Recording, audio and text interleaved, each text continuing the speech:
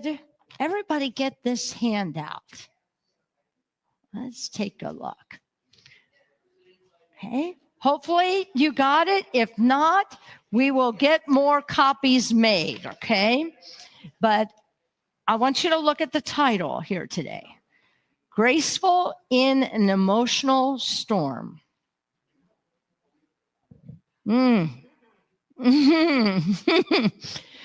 Can we be graceful in an emotional storm?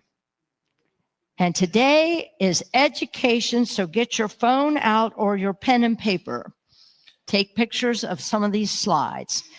But here's the wheel of coping. So many of you have the handout. And I don't know, ushers, were there any extras? We do? Anybody need one? Yes. Staff, can you help her with that? She's got a couple of them over here. And keep your hand up so she can find you, and hopefully we have enough copies. Because I really want you to be able to, it's hard to read it on that screen there.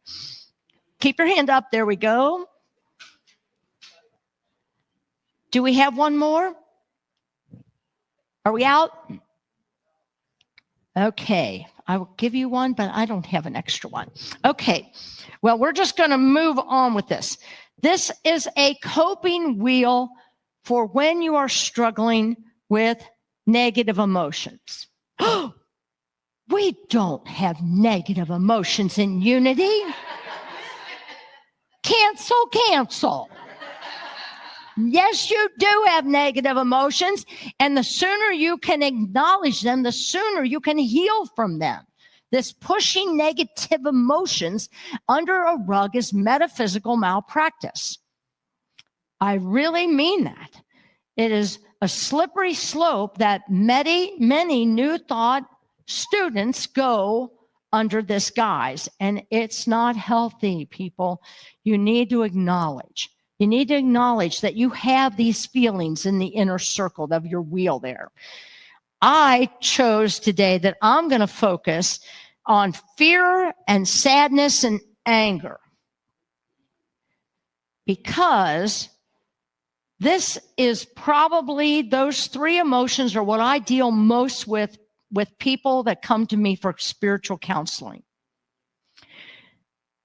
In today's world, there seems to be escalation of fear. There seems to be an escalation of sadness. And there also seems to be an escalation of anger. Unhealed emotions.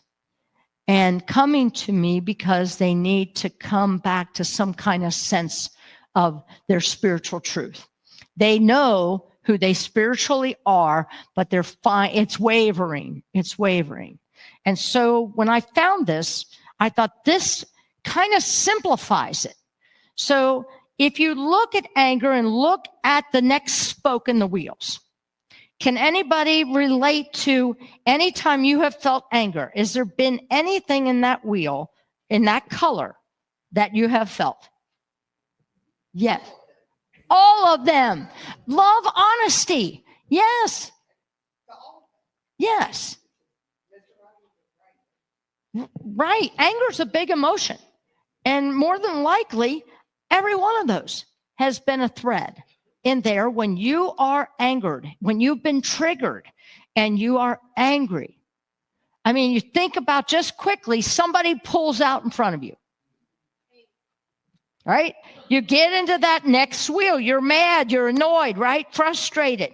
You know, who do you think, or some of us can call that person a not so nice name, right? Or give them the Hawaiian hello sign.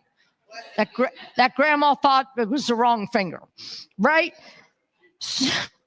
Now, let's just go to the blue. Sadness. Think about that. Again, right? All of them. I mean, there's sadness going on not only for ourselves, but a lot of times it's for others.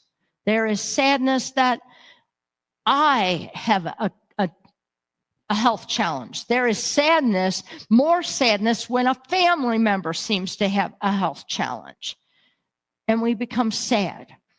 And you look at that, you know, you're down, you're depressed, you're hurt, you're gloomy, you're uneasy. I love that. Thank you, Sarah. It is. It's all of them. You know, again. Now, let's just stop with those two. Now, look at some of the coping skills. That's the outside spoke of the wheel. They've got more, a couple of copies here. If somebody didn't have one, there you go. So take a look at anger, and what does it say? Wait and think. Wait and think. Do you not have it on your copy? It's not filled in, the outside? What the heck? How did that not happen? Okay. Oh, if you only knew about this morning. Oh, if you only knew. But I don't stay there but a second. As you're saying it's not there, and I'm like, what the heck? Kathy's already going into a solution. So my solution is you're going to need to go to Facebook, or you're going to need to go to YouTube, or you're going to need to go to email the office, and we will email you the correct one. Okay? Because it is very important. Okay. On my copies, which I sent to the office to make them, so I don't know how we got a different one, but we did. So I'm going to just tell you, okay, with anger, it says, wait and think, blow bubbles, squeeze Play-Doh. What are those things that the kids, they used to have that they pop-ups or poppets, right? Poppets. Why did they do that? My daughter that's all she wanted. Everything was poppets, including her little purse. Her backpack had poppets on it so that she could deal with her multiple emotions. This is my granddaughter, right? Why?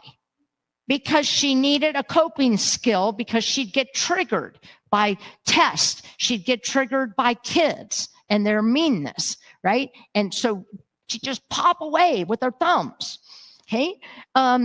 It also says to hold ice cubes.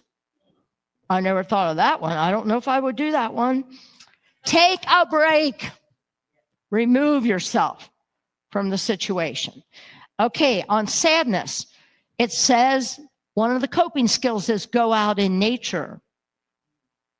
Perfect day for that. Laugh. Watch a funny movie. Watch a comedy on YouTube, not the news. A comedy.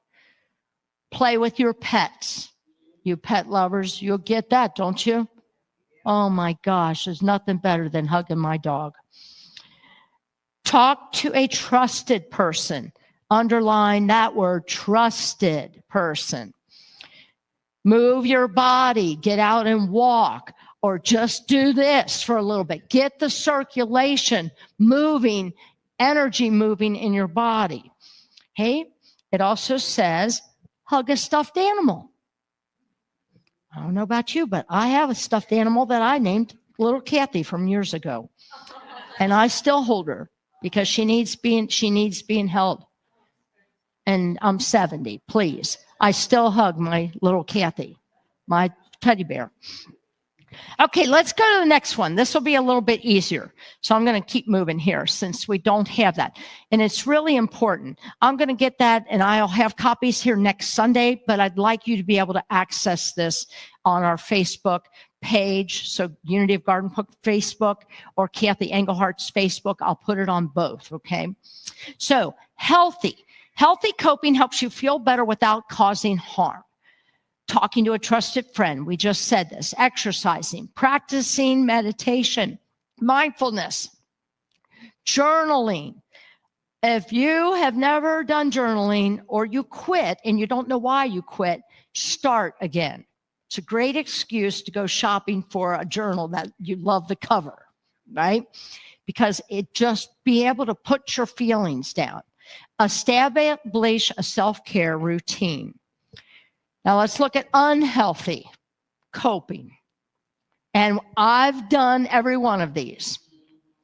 Unhealthy coping might make you feel good for a short time, but it ends up leading to more problems, right? Avoidance or procrastination. Oh, I can go there too. Overeating or undereating. I never have a problem of undereating, but I do have a problem of overeating when I'm stressed. Excessive use of alcohol or drugs. I mean, think about it. Just think about it. Maybe one glass of wine is what you used to do, but man, if you haven't had the day I've had, give me 3. Just give me the whole bottle. Aggression or withdrawing from loved ones. Who doesn't do that? I can do that. And I'll tell, Michael's like, what's wrong? And I'll get away. Not just stay away right now, right? I withdraw. Let's go to that next one, please. Good coping skills are key to your well-being. They help you handle stress better. I'm glad to see some people are taking pictures of these slides. Handle stress better. Feel more in control, solves problems more easily, boost your mood. What Marcy was talking about, what she did at Aldi and Walmart, you can't believe how that changes your day. Improve your relationships. When you cope well, you bounce back quicker from setbacks. One of my kids, you might have met him, walked to the grocery store the other day to grab a gallon of milk and made the decision to compliment 10 people. Her son walked to the grocery store and made a decision to compliment 10 people. Wow. What's wrong with that goal? Every day, right? Compliment. You'll likely stay healthy and happy. People healthy and happy. Who doesn't want to be more healthy? I'm going to give you some quotes here. Let's go to that next one, please. All right, this one's from Jesus, but it comes out of John.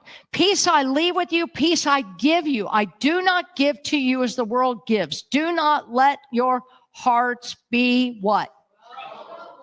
And do not be afraid. You know this. You know this saying. But doing it is not so easy, is it? And then I picked Deepak and, of course, Dalai Lama. They're some of my favorites. In the process of letting go, you will lose many things from the past, but you will find yourself. That is a fact. Every great change is preceded by chaos. You think our world is in chaos right now? Most people do, because of this divisiveness. Every great change is preceded by chaos. So if something's changing in your life and it seems chaotic, stay, how did we say in Sunday morning class?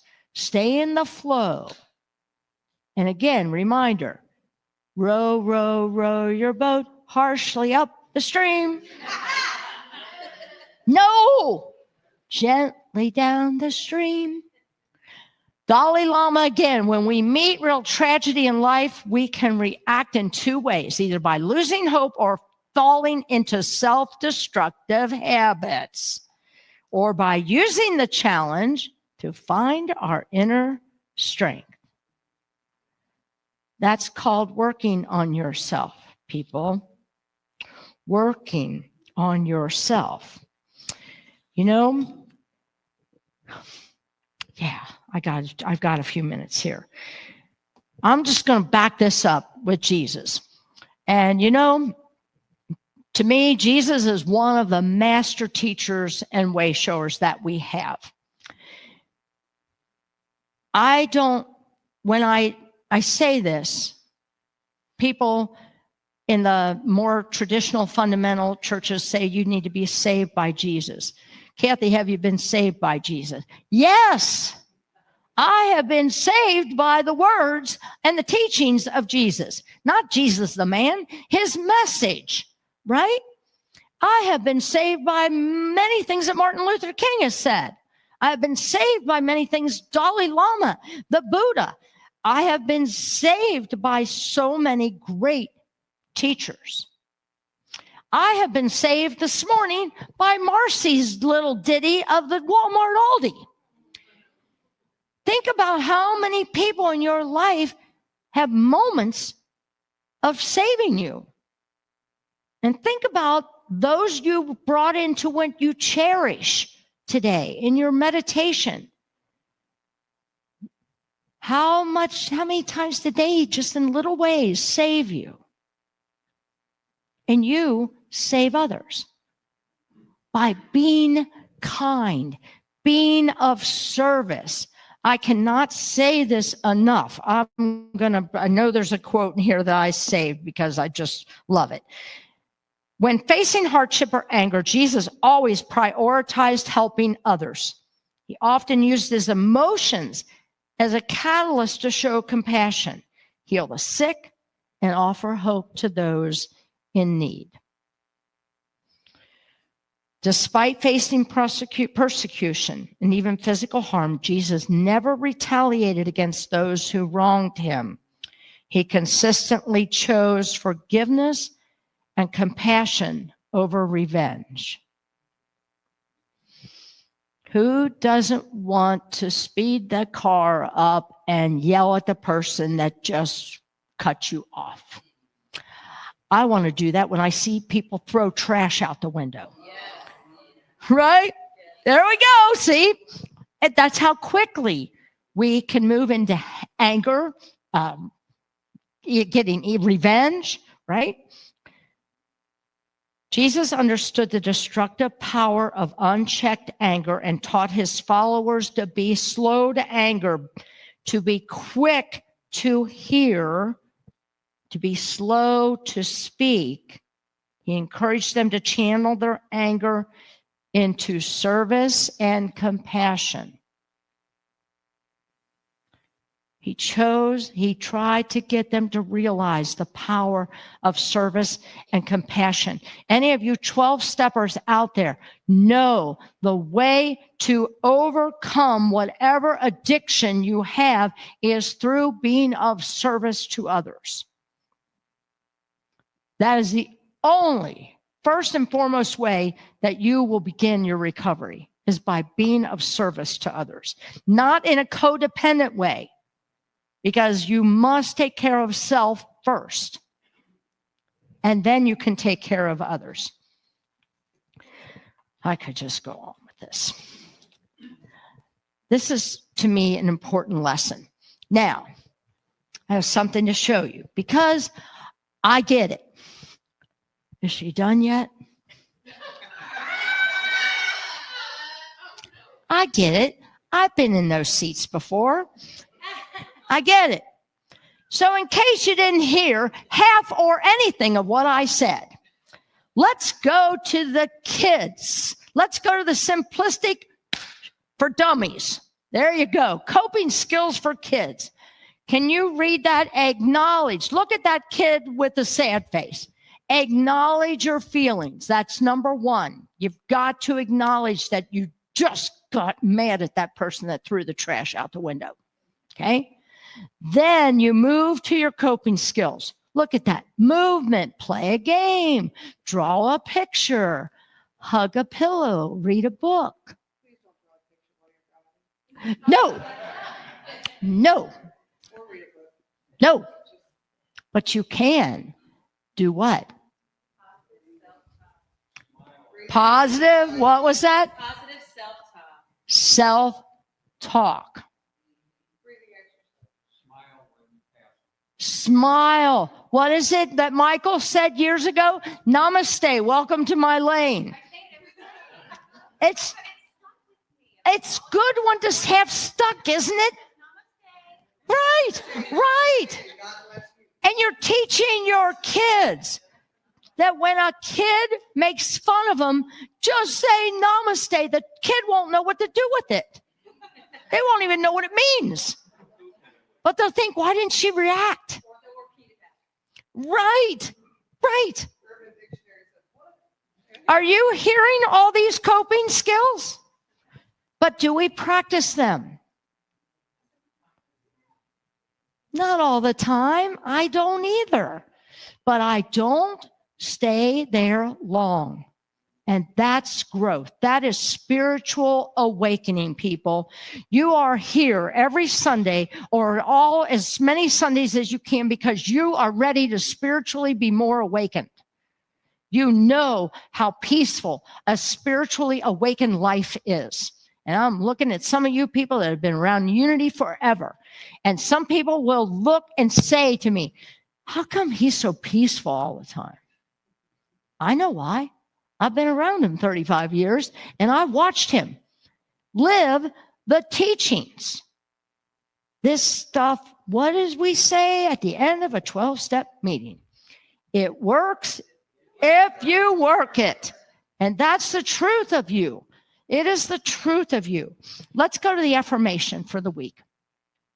And let's see if you can say this with truly meaning it in your heart. I cope with love, respond with kindness, and breathe in peace. Let's say that again. I cope with love, respond in kindness, and breathe in peace. My son's in Thailand. I swear, I'm living the wrong life. He's all over the board, isn't he, Dean? I know. He's just all over. Anyway, he's in Thailand for 2.5 weeks. Went by himself. And yesterday, he's now in process of getting ready to take a flight to Hong Kong and then to LA. It's 22 hours altogether. And I don't know the details of it, but his SIM card, he believes the cleaning people took it. Now, what he did was he kept saying to himself, I don't think it's stolen. I think they took it by accident cleaning the room, and they probably saw it and just swiped everything to dust off everything. I don't know. But I'm just telling you that I'm like, oh my God, how are you going to get home? All right. That's where I went first. Where did I go? Fear. And here he is calling to try and get calmed down, right? So anyway, he's on his flight home. That's all I know. And 15 hours from now, I'll hopefully hear from him. So these are the things that are important for us, people. We've got to stay. And there was a story about a gold medalist swimmer. And he had to escape the fires in LA that just happened, how many months ago? And he had moments to get out of his house. And what did he grab? His most treasured thing. He has 7 or 8 gold medals from competing to get to where he did. What's the most precious thing in his life? Did he grab the medals? No, he grabbed his dog and he got to safety. Went back to the area, gone, charred beyond any kind of recognizable thing.